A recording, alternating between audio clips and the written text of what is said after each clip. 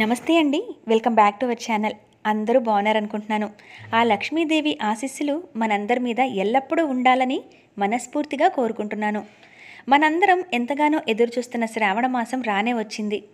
వరాల జల్లు కురిపించే వరలక్ష్మికి స్వాగతం పలుకుతూ తొలి శ్రావణ శుక్రవారపు పూజని ఏ విధంగా చేసుకోవాలి అనేది ఈ వీడియోలో చూద్దాము.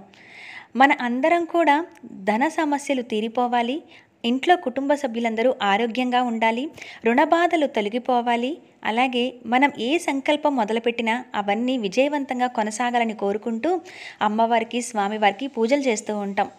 మన ఇంట్లో ఆ లక్ష్మీదేవి స్థిర నివాసం ఉండాలి అని కోరుకుంటూ తొలి శ్రావణ శుక్రవారం వేళ అమ్మవారికి ఈ పూజను చేసుకోవాలి. మరి ఈ రోజున వెలిగించే ప్రత్యేక ఐశ్వర్య దీపం అయితే ఇది శ్రావణ శుక్రవారమే వెలిగించారా? మరి మంగళవారాలు కూడా శ్రావణ మాసంలో అత్యంత ప్రత్యేకత కలిగిన రోజులు. మరి మంగళవారమా, శుక్రవారమా, ఏ రోజున వెలిగించాలి, ఎలా వెలిగించాలి, ఏ సమయంలో వెలిగించాలి, మరి నియమాలు ఏమిటి? ఈ తొలి శ్రావణ శుక్రవారపు పూజని పూర్తి విధానాన్ని ఈ వీడియోలో షేర్ చేస్తున్నాను. ఎక్కడ స్కిప్ చేయకుండా చూడటానికైతే ట్రై చేయండి. అలాగే ఛానల్లో ఈ వీడియోస్ నచ్చితే కనుక సబ్స్క్రైబ్ చేసి లైక్ చేయడం అస్సలు మర్చిపోవద్దు. మన అందరం కూడా లక్ష్మీదేవి అమ్మవారిని ఎక్కువ ఆరాధిస్తూ ఉంటాం. అమ్మవారికి స్వాగతం చెప్తూ ఈ తొలి శ్రావణ శుక్రవారపు పూజను చూసేద్దామండి. మరి ఈ 2024వ సంవత్సరంలో మొత్తంగా 4 శ్రావణ శుక్రవారాలు అయితే వచ్చాయి. పౌర్ణమికి ముందొచ్చే శుక్రవారం అనే రెండో వారం అంటే వరలక్ష్మి వ్రతాన్ని జరుపుకుంటూ ఉంటారు. అయితే కొంతమంది వాళ్ళకి ఏ వారం కుదిరితే ఆ వారం వరలక్ష్మి వ్రతాన్ని చేసుకుంటూ ఉంటారు. ఏదైనా ఆడవారికి ఉండే ఇబ్బందుల వల్ల కానీ, ఊళ్ళు వెళ్ళటం వల్ల కానీ, మరి ఏ ఇతర సమస్యలైనా ఉంటే రెండో వారం కుదరదు అని అనుకుంటే కనుక మొదటి వారం కానీ లేదా 3, 4 శుక్రవారాల్లో కూడా వరలక్ష్మి వ్రతాన్ని ఆచరించవచ్చు.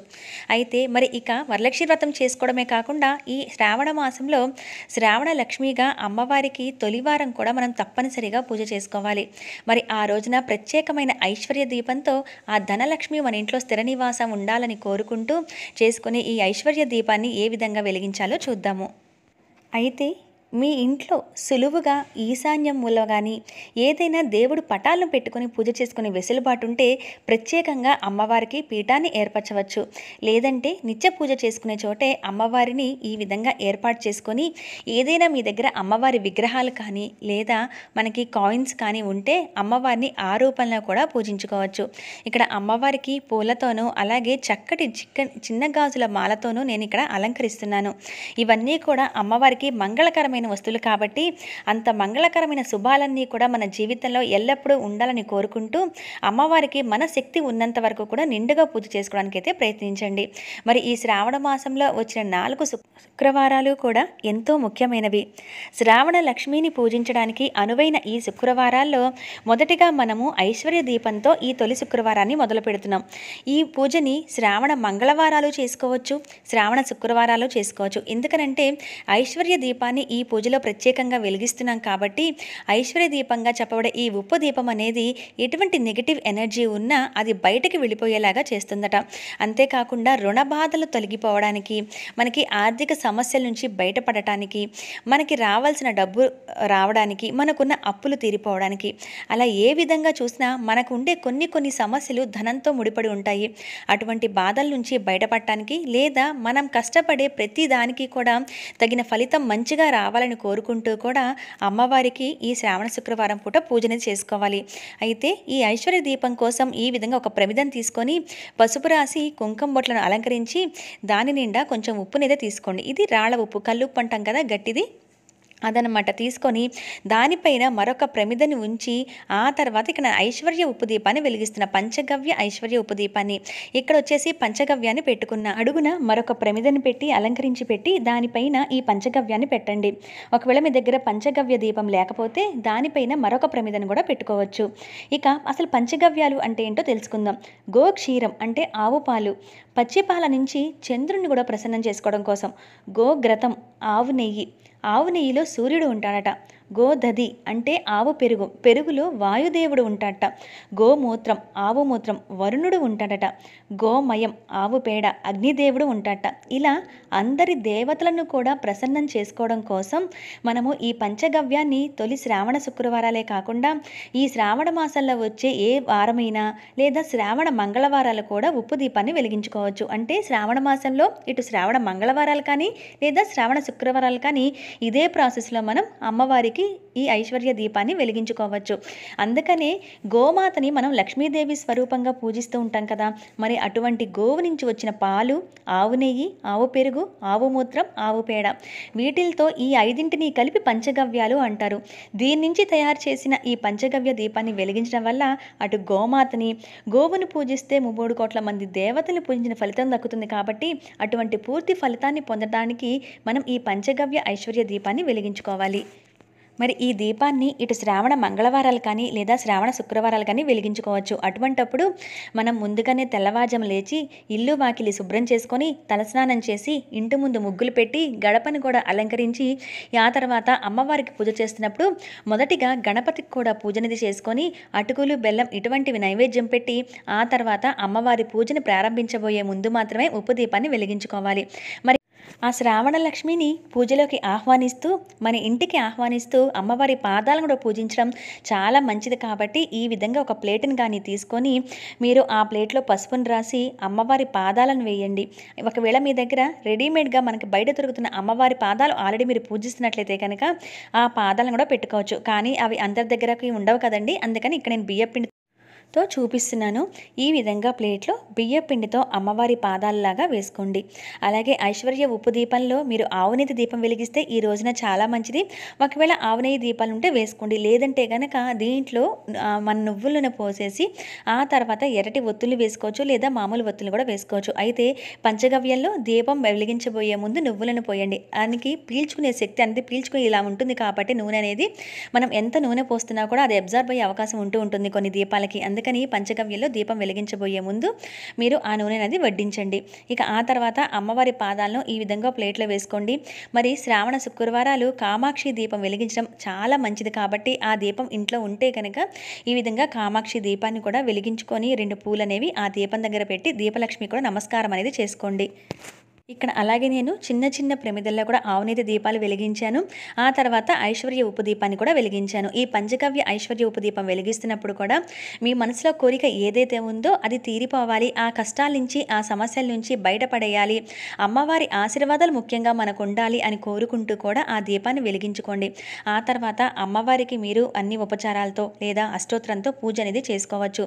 ఈ రోజున మీరు చదవగలిగితే కనకదార స్తోత్రాన్ని కూడా పఠించవచ్చు. అలాగే ముఖ్యంగా వచ్చేసి లలితా సహస్రనామాన్ని కూడా పఠించవచ్చు. లక్ష్మీదేవి అష్టోత్తరం ఉంటుంది, మహాలక్ష్మాష్టకం ఉంటుంది. ఇవన్నీ కూడా చదువుకుంటూ అమ్మవారికి అర్చన అనేది చేసుకోవాలి. ఈ ఉప్పు దీపాన్ని వెలిగించడం వల్ల ధన సమస్యల నుంచి బయటపడతాము, ఆర్థిక సమస్యల నుంచి బయటపడతాము. అలాగే మనకి అటువంటి సమస్యలు అప్పుల బాధలు ఒకవేళ లేకపోయినా వచ్చిన ప్రతి పైసా కూడా మనకి అర్థవంతంగా ఖర్చు అవ్వాలి, అనవసరపు ఖర్చులు కాకూడదు. ఇంట్లో అందరికీ కూడా ఆరోగ్యం బాగుండాలని కోరుకుంటూ ఇటువంటి ఉప్పు దీపాన్ని వెలిగిస్తే కనుక అమ్మవారి ముందు మన ఇంట్లో ఎటువంటి నెగిటివ్ ఎనర్జీ ఉన్నా అది బయటకు వెళ్ళిపోతుందిట. అందుకని ముఖ్యంగా లక్ష్మీదేవి ముందు శ్రావణ మంగళవారాలు కానీ లేదా శ్రావణ శుక్రవారాలు కానీ ఈ విధంగా ఉప్పు దీపాన్ని వెలిగించుకోవచ్చు. ఇక అమ్మవారి పూజలో ఇక్కడ మీరు గమనించినట్లయితే అన్ని కాయిన్స్ని ఆ విధంగా పెట్టుకున్నాను చూసారా. మన ఇంట్లో ఇంకా ధనం వృద్ధి చెందాలి అని చెప్పి ఆ విధంగా కాయిన్స్ అన్నీ కూడా ఏవైతే పూజకి వాడదలుచుకున్నానో అవన్నీ కూడా అమ్మవారి ముందు దొంతర్లలాగా ఆ విధంగా లైన్గా పెట్టి ఆ అమ్మవారికి సమర్పించానండి. అయితే ఆ కాయిన్స్ మళ్ళీ మనం పూజకి వాడుకోవచ్చు, డబ్బులు దాచుకునే ప్రదేశంలో పెట్టుకోవచ్చు, లేదంటే కనుక అవి వాడుకుంటూ రొటేట్ చేస్తూ మళ్ళీ కొత్త కాయిన్స్ తెచ్చుకున్నప్పుడు అమ్మవారి పూజలో పెట్టుకుంటూ ఉండొచ్చు.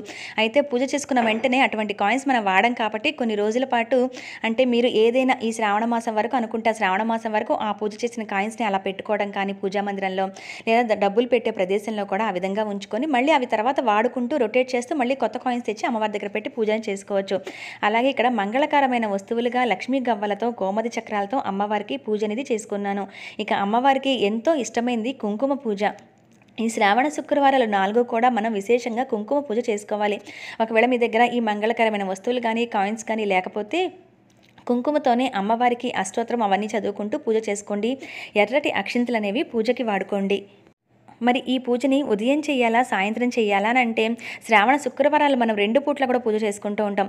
ఇది ఉదయం బ్రహ్మముహూర్తంలో చేస్తే చాలా మంచిది. అలా తొందరగా మనకి శ్రావణ శుక్రవారాలు కొన్ని పనుల వల్ల పని అవ్వలేదు అని అనుకుంటే మనం 10, 11ంటికైనా ఈ పూజను చేసుకోవచ్చు. లేదా సాయంత్రాలు ప్రదోషకాల సమయం దాటిన తర్వాత ఇంకా చాలా మంచిదండి, చేసుకోవచ్చు. అయితే శ్రావణ మంగళవారాలైనా శ్రావణ శుక్రవారాలైనా ఇదే పద్ధతి అనమాట.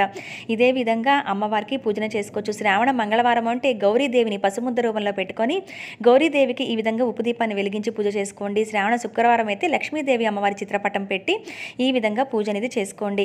మరి ఇక్కడ అమ్మవారికి పాలకు సంబంధించిన పదార్థాలు కానీ, డ్రై ఫ్రూట్స్ కానీ మీకు ఏ శక్తి ఉంటే అమ్మవారికి సమర్పించగలరో అవన్నీ నైవేద్యం పెట్టి అమ్మవారికి హారతి అనేది ఇచ్చుకోండి. సాయంత్రాలు పూజ చేసినా, ఉదయం పూజ చేసినా కూడా మనము ఆ రోజు అమ్మవారిని కదిలించాం కదా, ఇవన్నీ కూడా సద్దము. ఆ ఉప్పు దీపాన్ని కూడా వెలిగినంత వరకు వెలుగుతుంది. పంచగవ్యం పెట్టిన వాళ్ళైతే కనుక అదంతా పూర్తిగా కాలిపోయినట్టుగా ఒక మసిలాగా అవుతుందన్నమాట.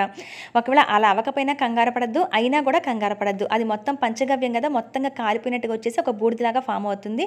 అది ఒకవేళ లైట్గా కొంచెం బూడిదలాగా వచ్చినా పర్ల కొన్ని పంచగవ్యాలు ఏంటంటే పూర్తిగా కాలినట్టు వచ్చినా అవి మనకి బూడిదలాగా మారకుండా అలానే ఉండిపోతుంది. అప్పుడు ఎక్కడైనా స్టార్టింగ్లో మనకు కొంచెం అయినా బూడిదలాగా వస్తుంది కాబట్టి ఆ దీపారాధన పూర్తిగా కొండెక్కిన తర్వాత వేడిగా లేకుండా ఉన్న తర్వాత ఆ తీసి దాన్ని కొంచెం నుదుటిని ధరించండి.